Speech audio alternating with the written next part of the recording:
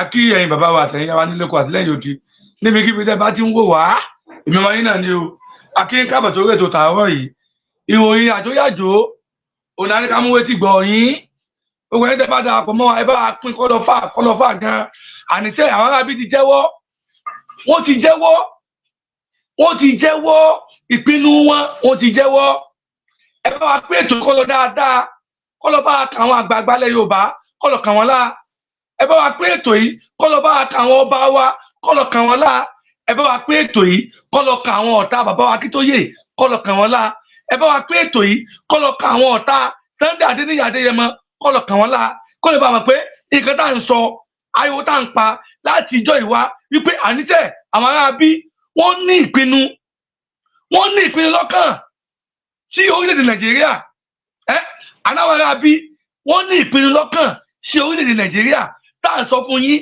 gbogbo ẹmọ káàrọ̀ òjíire nílé lóko àtìlẹ́yìn odi ẹ tètè ronú káàdé kó lábẹ́ Nàìjíríà ọ̀rọ̀ tí El-Rufai former governor of Kaduna ọ̀rọ̀ tó sọ nípa ìpinnu wọn tí wọ́n ní lọ́kàn sí gbogbo ọmọ Nàìjíríà pátápátá òun ni mo mú orí ètò láti gbogbo pátákà gbọ́ òun ni mo mú etí gbọ́ gbogbo ọmọ káàrọ̀ òjíire àti gbogbo ẹ̀yin àgbààgbà ilẹ̀ Yorùbá kátó fi dára wa gbọ́ ọ̀rọ̀ tó sọ kátó fi dára wa gbọ́ ọ̀rọ̀ tó sọ kátó fi dára wa gbọ́ ìpinnu wọn lórílẹ̀-èdè Nàìjíríà kí kátó fi dára wa gbọ́ ẹ súnmọ́ bí ẹ bá mi pín ètò yìí kọ́ lọ dáadáa kọ́ lọ kà àwọn ọ̀tá bàbá Akíntóyè lára kọ́ lọ kà àwọn ọ̀tá Sunday Adéníyì Adéyẹmọ kọ́ lọ kà wọ́n lára kó lè máa mọ̀ pé lóòótọ́ nǹkan tá à ń jà fún yìí nǹkan tó dáa ni ariwo tá à ń pa wípé abọ́lọ́kọ̀ lábẹ́ Nàìjíríà ariwo tó dáa ni àti ní ìpinnu wa padà orílẹ̀-èdè Yorùbá dandan ni ọbọ̀lọ̀ dúró orílẹ̀-èdè Yorùbá sẹ́ dandan ni ọbọ̀lọ̀ wá sí musẹ́ gbogbo ẹ̀yin ọ̀tá ọmọ káàrọ̀ òjíire tẹ́ ẹ̀ wá ìlọsíwájú fúnlẹ̀ káàrọ̀ òjíire ó lẹ́gbẹ̀ẹ́ orí wa Nàìjíríà lẹ́dẹ́lẹ́ lórí ẹ súnmọ́ bí ẹ fìdílé nǹkan kẹ wá gbọ́rọ̀ tí El-Rufai sọ ẹ wá gbọ́rọ̀ tó sọ nípa Nàìjíríà tábà sọ fún yín ẹlẹ́gbẹ̀ẹ́ ni wọ́n ń rùn tábà kékékéké ẹlẹ́gbẹ̀ẹ́ tó sọ̀rọ̀ kí là ń sọ àníṣe ọmọ ará bí wọ́n ní ìpinnu lórí Nàìjíríà wọ́n ní mission wọ́n mọ̀ kan tí wọ́n ń ṣe wọ́n fẹ́ sọ Nàìjíríà di orílẹ̀-èdè Islam country ni wọ́n fẹ́ Islamize Nàìjíríà nígbà tá a bá ń sọ fún yín ẹ lọ pé kí là ń sọ kágbẹ́nu wa sọ̀hún ọ̀rọ̀ ọ̀tá lẹ́nu yín àbí fún wa yín ẹ fi ti ara yín gbọ́ ọ̀rọ̀ tí El-Rufai sọ former governor Kaduna ọ̀rọ̀ tó sọ nígbà tó náà jẹ́ governor ní Kaduna tó gbogbo àwọn tó wà ní olórí ìjọba Kaduna pátá gbogbo pátá Muslim gbogbo pátá ẹ fi dára yín gbọ́ gbọ́dọ̀ tó mọ̀ pé gbogbo àwọn táwọn ń paṣẹ òdodo ni tó nǹkan tá a bá rí òun làwọn òbí wá fún yín àwọn olè fún òun lómù láéláé àwọn òsì lè gbé ìròyìn ẹlẹ́jẹ̀ wà fún yín láéláé ìròyìn tó bá wà authentic òun làwọn mú wá fún yín sórí ètò ẹ̀yìn wa fúdi èyí àníṣe ẹ bá wa pín ètò yìí kọ́ lọ dáadáa kọ́ lọ bá àwọn àgbààgbà tí wọ́n wá ìlọsíwájú fúnlẹ̀ Yorùbá kọ́ lọ bá kàn wọ́n lá ẹ bá wa pín ètò yìí kọ́ lọ dáadáa kọ́ lọ bá kan àwọn ọ̀tá bàbá wa Sunday Adéníyì Adéyẹmọ kọ́ lọ bá kàn wọ́n lá ẹ bá wa pín ètò yìí kọ́ lọ dáadáa kọ́ lọ bá kan àwọn ọ̀tá bàbá wa Pọfẹ́sọ̀ Bánjí Akíntóyè kọ́ lọ bá kàn wọ́n lá ẹ má wà gbàgbé láti bá mi pín kọ́ lọ kan bàbá wa ọba wa Àwùjalẹ̀ kọ́ lọ bá kàn wọ́n lá ìròyìn yàjóyàjó tí mo ní kí n wá fún ilé lẹ́yìn o ẹ̀yẹ wa nílé lóko àtìlẹ́yìn odi níbikíbi tẹ́ bá ti ń wò wá kí n tó play ọ̀rọ̀ náà fún wa ẹ̀yẹ ká kàrátà náà tẹ̀ ṣe ti gbọ́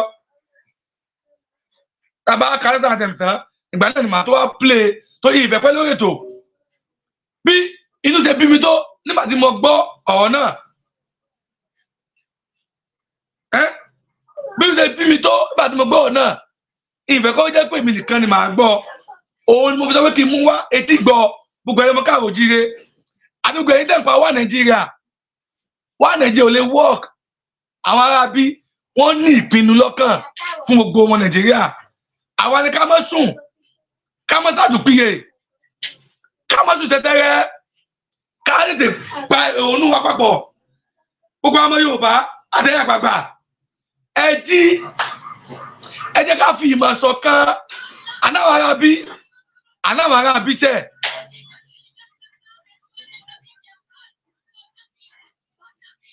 Àwọn aráabí wọ́n ní ìpinnu lọ́kàn sí wa, sí gbogbo ọmọ Yorùbá àti gbogbo ọmọ Nàìjíríà pátápátá.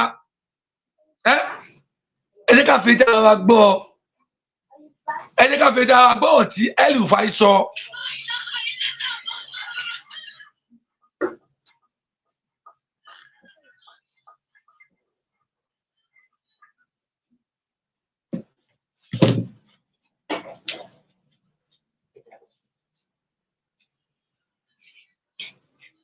Ẹ má bínú ẹ̀yẹ mi lé, ẹ má bínú bẹ̀yìn, ẹ má bínú. Ẹ bá wa pín ètò kọ́lọ́dà, ẹ bá wa pín ọbẹ̀ yìí ni. Ẹ bá wa pín kí tó plẹ̀ tó ọ̀rọ̀ náà. Mo fẹ́ kẹ́ bá mi pín ọ̀rọ̀ yìí kọ́lọ́ dáadáa. Mo bẹ̀ yín mọ̀ ọ̀rọ̀ yìí ni dákun. Ẹ dákun mo bẹ̀ yín yáyá. Ọ̀yá. Kí a tó gbọ́ ọ̀rọ̀ tí El-Rufai sọ, mo fẹ́ kí a gbọ́ ìfẹ́ ká sára tẹ̀ mọ́ torí mílíọ̀nù náà ti lọ. Mo fẹ́ kí a gbọ́ ọ̀rọ̀ tí bàbá ọkọ̀ sọ náà. Bàbá àwọn Akíntóyè tí wọ́n sọ nípa orílẹ̀-èdè Nàìjíríà àti nípa òfin tó so Nàìjíríà dó àti nípa àṣẹ tá a ní láti dá dúró gẹ́gẹ́ bí ọmọ orílẹ̀-èdè tó ọmọ Yorùbá orílẹ̀-èdè ni wá. Ẹ ká gbọ́ ká tún gbọ́ ọ̀rọ̀ tí bàbá wa sọ á mọ̀ tún gbọ́ ni o, kì í ṣe ọ̀rọ̀ tí yóò tì láéláé. Kí n tó wá play ọ̀rọ̀ tí El-Rufai sọ tó sọ fún gbogbo ọmọ Nàìjíríà.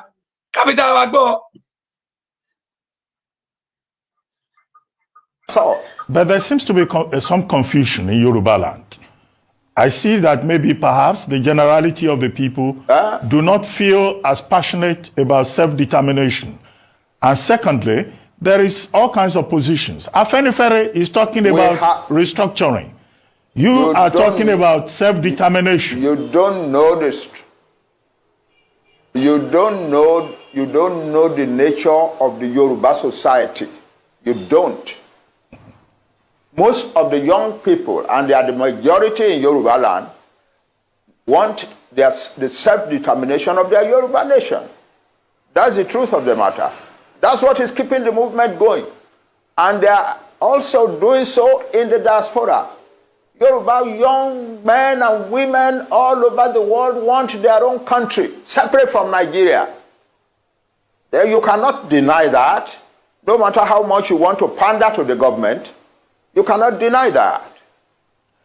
But that's the truth. But anyway, the important thing, however, and I'm surprised that you are not talking about that, is that the Yoruba people who are fighting for self-determination are telling the world and telling themselves that they will do it only peacefully. We are Yoruba. We know our status in the world. We know our status in the black world. We do not want to destroy the peace of Nigeria, and we do not want to bring difficulty into the lives of any other group in Nigeria. But we want to get out of Nigeria. That's it. Well, Prof, you were a strong member. And you're not talking about that. You are asking me questions. You are asking me questions as if what Onitiri did has the support of the majority of Yoruba people who want self-determination. It is not true. Well, Prof, she has a small minority of a section that is ready to do illegalities. A year ago, they went and attacked a radio station in Ibadan, and so on. Now this year, they are attacking the entire government of Ibadan, and so on. No, but we have never sent anybody to go and do that, and we do not support it or encourage it. Prof, and we think it is criminal. Prof, and so if they get punished for their criminality, we have no objection to that. Prof, you are a strong member. But you cannot, because of them, generalize opposition to self-determination. You cannot. Well, Prof, you are a strong member of the Unity Party of Nigeria. also a very strong member of Afenifere. Afenifere is talking about restructuring. You are now talking about self-determination. What is the difference, you know, in these two ideological positions? Yes, our fathers in Afenifere are doing the right thing. Talking about restructuring so that we can go back and live our own life the way we used to live it prosperously. They're doing the right thing. There is nothing wrong with that. But we, another group of people, larger in number than they, are now saying, no, self-determination is the answer, not restructuring. Why? Because when you restructure, you are still in Nigeria. The people who are coming and disrupting your life and destroying your farms and killing your women and raping your mothers and daughters and so on are still Nigerians. They still have a right to come to Nigeria. The only final solution to that is to separate so that you have a separate Yoruba country where we can make our own laws and so on, where to which we admit only people we want to admit. So nobody can claim that they have a right to come to our land. They don't have such a. But as long as we are in Nigeria, no matter what restructuring is done, they still have the right to come to our land and do the things that we are doing. Nobody is talking about the fact that most Yoruba farmers have been driven from their farms. I am not hearing that. I'm hearing only about government. I'm not hearing about people. You are not talking about the fact that most Yoruba farmers have been driven from their farms and that the Yoruba nation is in danger of famine upon famine upon famine for years and years to come. You are not talking of the fact that the Fúlàní declared war on Nigeria on the 24th of January and 26th of January and said that Tinubu is not our president. We are going to Aso Rock. We will take over the seat of government there and we will use this place to organize the conquest of the rest of Nigeria. You're not talking about that. You are not talking of people who said, no Fulani man must be arrested for the bomb in Ibadan. If you do, you will have bombs in every town in Yoruba, in Nigeria. Nobody is talking about that. Nobody is talking about the sheer insult of living in a country where some people are treating the government like that. You are talking about Onitiri and so on. Why do our... Well, Prof, let me ask you this. Self-determination, you recommend... You are entitled to your opinion. You are entitled to your opinion, but what I'm saying is that your opinion rigorously avoids the truth. Rigorously. But Prof... avoids the truth. Nigeria, as Onigo Chiche told us in his research on ethnic nationalities in Nigeria, has over 300 ethnic nationalities. Will you recommend self-determination to all the other ethnic nationalities in Nigeria? For all these nationalities to break away? Those who want it don't ask me a general question. I'm asking for self-determination for a nation, the Yoruba nation. There are about 60 million people in Nigeria. And their territory is large enough to be a large country. So that's what I'm talking about. Any other nationality in Nigeria that wants self-determination is free to ask for it. I cannot come and ask for self-determination for nations that are not mine. No. Well, Prof, as we have this, we're having this conversation. You are in Cotonou, Republic of Benin. Not too long ago, after Chief Sunday Gbògbó returned to Nigeria.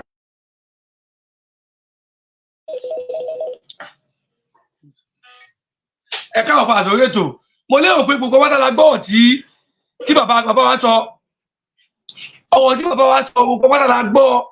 Ọ̀tá Yorùbá ni ò ní gbọ́ ọ̀rẹ́ lágbọ̀ọ́yé dáadáa. Ọ̀tá Yorùbá ni ò ní gbọ́ ọ̀rọ̀ yìí tí bàbá wa Akíntóyè sọ yìí ni ò ní gbọ́ lágbọ̀ọ́yé. Ọ̀rọ̀ tí bàbá wa sọ ó clear. Confirm ọ̀rọ̀ ni bàbá sọ.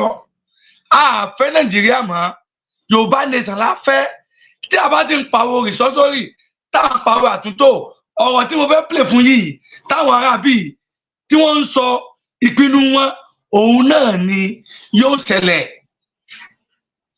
ọ̀nà tá a lè gbà tá a fi jẹ́ tí ìpinnu wọn tó wá sí ìmúṣẹ òun ni pé ká dá dúró kó ní kálukú ọmọ lọ́dọ̀dọ̀tọ̀ nígbà náà àtọ́wọ́ fẹ́ dá kọ́lọ́mọ dá fúnra wọn ní nọ́ọ̀tì kò ká wọn mọ́ ẹ̀yẹ wá tẹ́wọ́ wà nílé tẹ́ ń gbọ́ wa ẹ̀ka òkú àsọ̀rọ̀ ètò òkì yín ọ̀yà ẹ̀jẹ̀ ká mo fẹ́ ká ẹ fi abalẹ̀ kí a jọ gbọ́ ọ̀rọ̀ tí ẹ̀rù fàyè sọ ká jọ gbọ́ ìpinnu wọn lórí gbogbo Nàìjíríà lórí gbogbo àwọn táwọn Nàìjíríà pàápàá ẹ̀jẹ̀ ká jọ gbọ́ ọ̀rọ̀ tó sọ.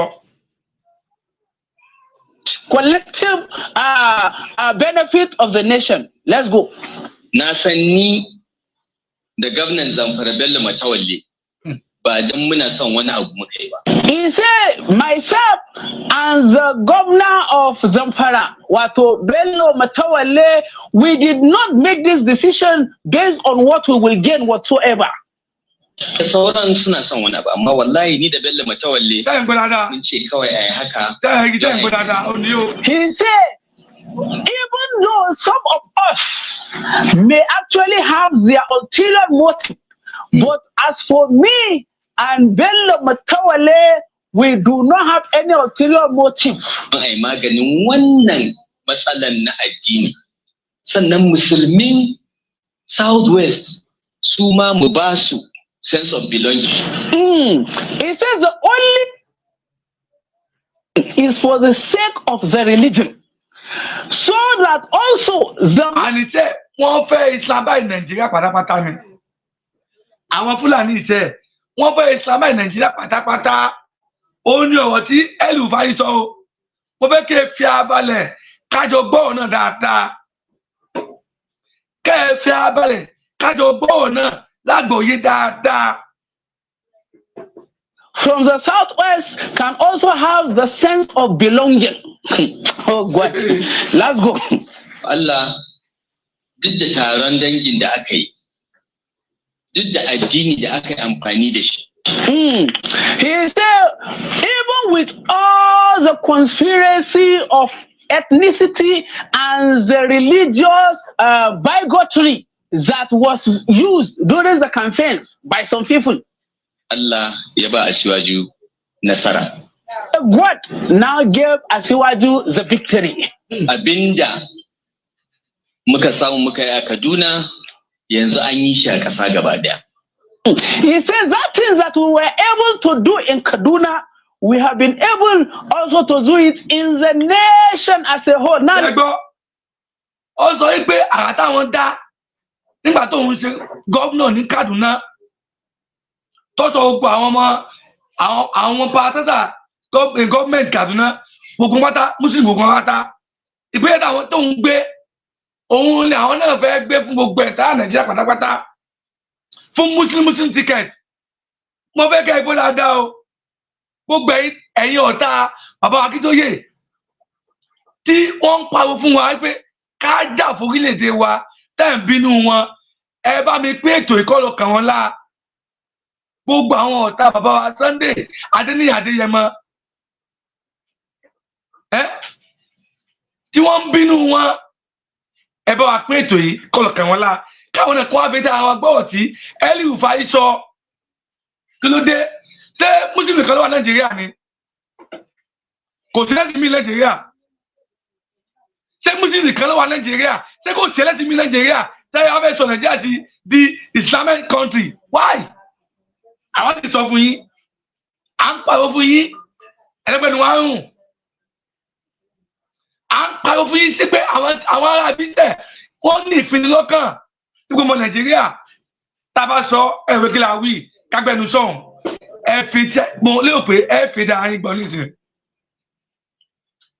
What did he do in Kaduna? In Kaduna as a governor, I will also show you that video at the end of this one. Here in Kaduna as a governor, he was able to ensure that there is no position of the highest office in the land that a Christian was given. From the governor a Muslim. Deputy governor, a Muslim. Chief of staff, a Muslim. Secretary to the state government, a Muslim. Commissioner for finance, a Muslim. In fact, almost every position in high authority in Kaduna State belongs to Muslims. He says they have now been able to do it and replicate the same in the national level. Hear him. Oh yeah. Babu wani makaryaci da zai zo. Ó pé ẹgbọ́n àìtí ẹni Hausa ní fi sọ̀rọ̀ bọ̀ eléyìí interpret in English. Mo lè pé ẹgbọ́n àìtí sọ dáadáa. Ọmọ Yorùbá. Ìbàdàn káìtè ronú. Gbogbo ẹ̀yà àgbààgbà tẹ́ ẹ̀ wá ìlọsíwájú ilẹ̀ Yorùbá. Ìbàdàn káìtè ronú. Àníṣe àwọn ará bí wọ́n ní ìpinnu lọ́kàn tí gbogbo ẹ̀dá Nàìjíríà. Àwọn káìtè jára wa. Káìtè yọ wa kó lábẹ́ Nàìjíríà. Kó tó pẹ́ jù, òun láyé táwa ń pa. Òun láyé táwa ń pa. Zai fito ya ce shi zai yi siyasa na Kiristanci ya ci zaɓe. Now he says there is no liar that will come out and say he will do politics like a Christian that will ever win. An yi maganin wannan dole suka shi. He said now we have solved that problem and all of them have shut up. Tun da Asiwaju ya ci zaɓe kan tsit. He said after Asiwaju won the election, Khan has gone mute. Khan cannot say anything again. To da haka ne za a samu zaman lafiya a ƙasar nan. Ẹ gbọ́ gbogbo ẹ̀yin Muslim association ó sáré di yí o. Tá a bá ń sọ fún yín ẹ̀rẹ̀pẹ̀ ni wọ́n á rùn. Gbogbo ẹ̀yin Christian association tẹ́ wà nílò Nàìjíríà tẹ́ sì ń pa wá Nàìjíríà. Àwọn ará bí wọn ò fẹ́ ire ròyìn. Wọn ò pín ire kàn yín láyé pàápàá. Ẹ mọ̀ pé lọ́fà ní lọ́fẹ̀ Kaduna wọ́n ń pa àwọn Christian. Ẹ mọ̀ pé àlùfáà kò sọ̀rọ̀ ọ̀dà sí ìpinnu wọn nìyó. Ara ìpinnu wọn lélẹ́yìí báyìí. Tá a bá sọ fún yín pé àwọn Fúlàní wọ́n fẹ́ sọ Nàìjíríà ti gbogbo ìlú wọn ni. Ẹnì jẹ́ ká wí ẹnìkan ni wọ́n á rùn. Ẹgbẹ́ àmọ̀kátà ń sọ mo lè mẹ́ta bá fi dáa gbólé tán nìsín. Etí wọn là. Ìgbà náà àwọn tá à ń pa yóò yẹ yege. That is the only way we can have peace in this nation. You hear that? He says that is the only way we can have peace in this nation. To shi ma ka ga aka sake aka ƙara sai komi sai ya. He said after Tinubu now, we now repeat it again and again and again. You know? Wọ́n ti bàbá Tinubu kún bẹ́ẹ̀ tán. Muslim ticket president àti family ó lè làwọn tún gbé síbẹ̀. Àwọn ò ní lára ẹlẹ́sìn míì kó tún fún wọn kan mọ́ nínú pòlísàn ìjọba Nàìjíríà mọ́. Ṣé ẹ ti gbọ́ gbogbo ẹ̀yin tẹ́ ń pè wá Nàìjíríà? Àwọn sọ wípé kò sí ìkẹ́ tó pè wá Nàìjíríà. Irọ́ ló wà ń bẹ́ẹ̀, ẹ̀tàn ló wà ń bẹ́ẹ̀, ẹ jí lójú oorun yín. He said that after Tinubu, a Muslim ticket will repeat it again in another 8 years or 4 years. Another Muslim, another Muslim. He says that is the way it should be. Wallahi abinda muka yi kenan. Kuma ni da wasu daga cikin mu a ganin mu mun gama aiki. He said, as far as I'm concerned, among us, we know that we have finished the work. Asiwaju ya ci zaɓe mun gama aiki. Asiwaju has won, we have finished the work. Wanda muke muku shine a yi masa addu'a. All we need to do now is to pray for him. Ya samu mutane na kirki. That he should have good people that will work with him. Now, who are the good people? According to him, the governor of Kaduna State, talking about Àsírí El-Rufai, the only good people, according to what he has said in his previous verse of this video, that only Muslim taking position will be the best for the country, because somebody like you, Governor Àsírí El-Rufai, with all of your exposure, education, and the fact that you have traveled virtually everywhere, yeah, if you can be this low to be talking like this about religion, then I can wonder why the people who are not educated in the north, I can now imagine, I can now understand why they do not like other religion. It is people like you that sell bad knowledge to their head. And whatever people like you in position of authority say, that is what they will believe because they feel you know better. If somebody at your level can be talking like this, I am ashamed of you. Governor Àsírí, I am ashamed to even call you a governor. No wonder all the killing in Kaduna, you are not doing anything about it.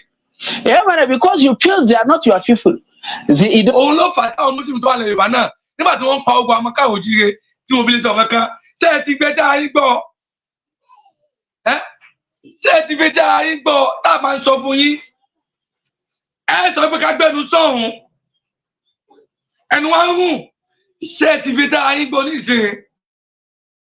Gbogbo àwọn bàbá wa tó jẹ́ Muslim ìka àkàtà fàánà rẹ̀ tí wọ́n pè bàtọ́ ń pa wá tí wọ́n jí wá gbé tí wọ́n fi lè ṣe wá wọ́n fi lè fi ṣe wá sí fún wálẹ̀ Yorùbá àwọn náà ń tẹ̀lé àwọn Fúlàní ni o. Àwa tá a dúró tán tá a wá ìlọsíwájú fúnlẹ̀ Yorùbá ẹni ká tètè jí lójú ohun wa kájọ jà ìlájàyè ẹni ká tètè jí lójú ohun wa kájọ support bàbá wa bọ́lá bá dá kí tó yè kó tó pẹ́ jù ẹni ká tètè jí lójú ohun wa ká support bàbá wa Sunday Adéníyì Adéyẹmọ àti gbogbo àgbààgbà tí wọ́n wá ìlọsíwájú Yorùbá ẹni ká tètè support wọn ká tètè kó lóko ẹrù Nàìjíríà. Mo lérò pé ẹ fi dá igbó ọtí El-Rufai sọ nípa ìpinnu wọn fún orílẹ̀-èdè Nàìjíríà ẹ fi dá igbó ẹ ti fi dá igbó tí bàbá Tinubu bá tẹ̀ lo 8 years àbọ̀lọ̀ 4 years Muslim ticket náà ni wọ́n tún já fún iná wọ́n tún gbúra bẹ́ẹ̀ ṣé àwọn Muslim kan ló wà Nàìjíríà ni ṣé àwọn Muslim kan ló wà Nàìjíríà Yorùbá ẹ jẹ́ ká ronú. Consider you. It didn't consider you. You say, what didn't consider me? Consider people in the key in southern Kaduna. Every day, they are killing people in the southern Kaduna. Even as I'm doing this video now, I am sure there is a community in southern Kaduna that some people are being killed today. Yo, haka. Anyway, I don't know what you wanna think. I am not a religious bigot. I am not a religious fanatic. I have never in my life criticized Islam or any other religion. I am a Christian. But I'm doing this because of equity, fairness, and justice. How can you say every position of authority belongs to Muslim? To the people that are Christian, no. But Allah no, because created them. No, but Allah ya halicce ka ya halicce ni ba shi ne halicce su ba zaka zo ka ce wai every position of authority belongs to àwọn oníṣẹ̀ṣe náà ṣé kìí sọ̀rọ̀ dá wọn ni àwọn oníṣẹ̀ṣe dájọ́ mọ́ Yorùbá ṣé kìí sọ̀rọ̀ dá wọn náà ni ṣé àwọn náà àlẹ́ occupy position kan lónìí Yorùbá ni kí ló dé jẹ́ ká ronú. You, because you are no, Àsírí El-Rufai, you are pale, and the way you are going now, you are beginning to create some kind of things that even you yourself will regret at the end of the day. Because imagine a Christian governor also says the same to his state. Are we not tired of dividing the nation? And I know all these are Christian governors now. They have seen this video. They will not say anything. They will not criticize him. They will not chastise him. They will not call him to order. They will allow it to slide. If you allow this one slide, another governor will do the same thing. Another governor will do the same thing. Before you know, every position in Nigeria belongs to them.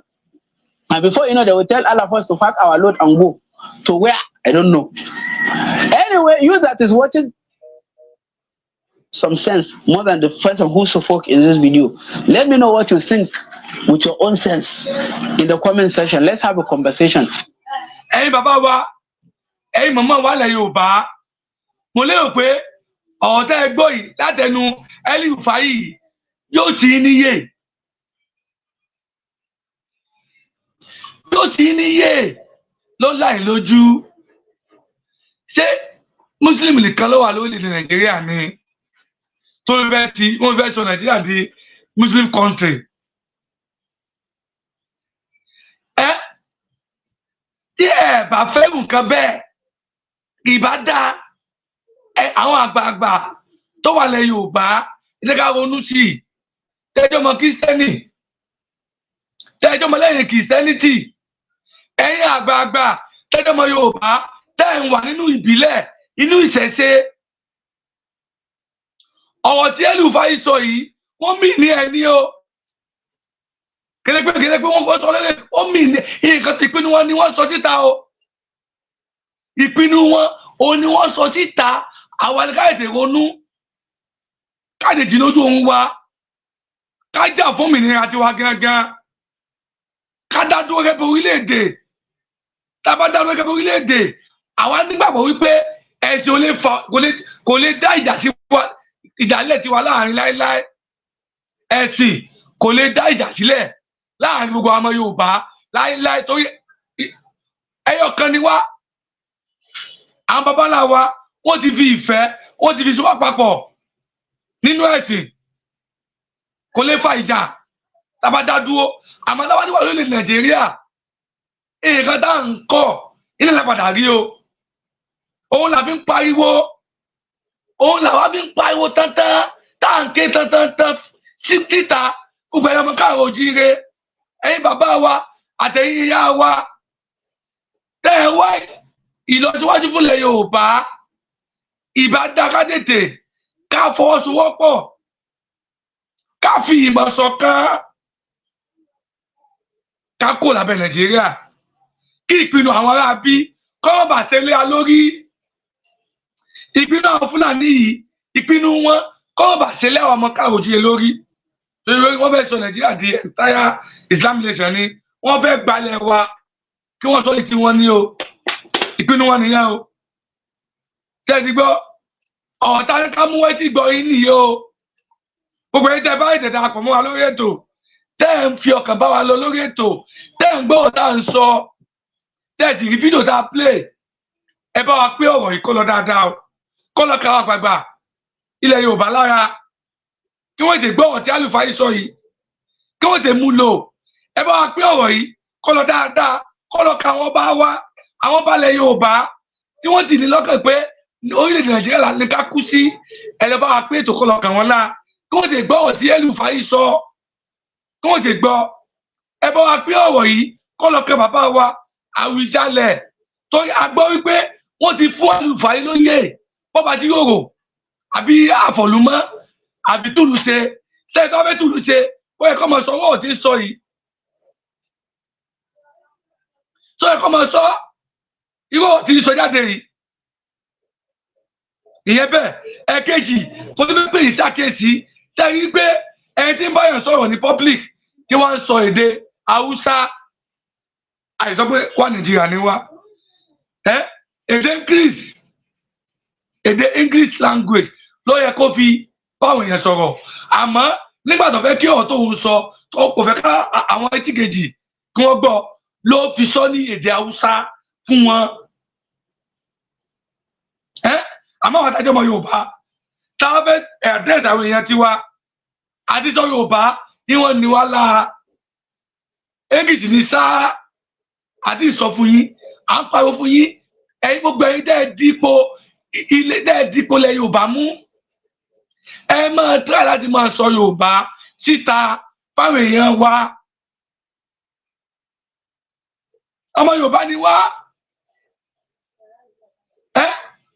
nígbà tí wọ́n sọ papọ̀ òun ni wọ́n gbé èdè rẹ̀ sí wa lẹ́nu àmọ́ àwọn tí wọ́n sọ papọ̀ àwọn tí wọ́n sọ papọ̀ èdè yẹn àwọn ò gẹ́gẹ́ bí èdè tí wọ́n gan wọ́n mú lóògùn dùn kí ló wá ń ṣe àwa náà tá à ní mú ètò àwa náà lóògùn dùn kódà ó kù díẹ̀